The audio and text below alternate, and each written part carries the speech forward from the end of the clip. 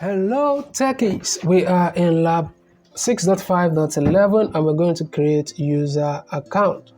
So you are the IT administrator for a small corporate network. You recently added an Active Directory domain to the CompTIA server to manage network resources centrally. You now need to add user accounts in the domain. So in this lab, your task is to create the following user account on CompTIA.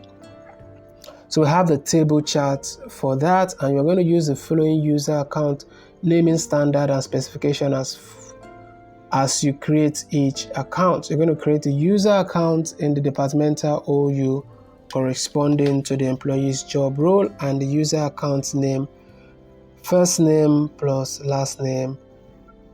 So let's just start up lab. So in case you find this video to be too fast, I apologize for that. You can always pause the video occasionally and work at your own pace.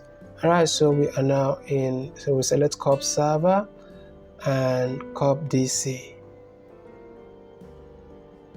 Alright, so we'll go to tools and then we'll select Active Directory users and computers. Let's maximize this so that it's clearer for you all.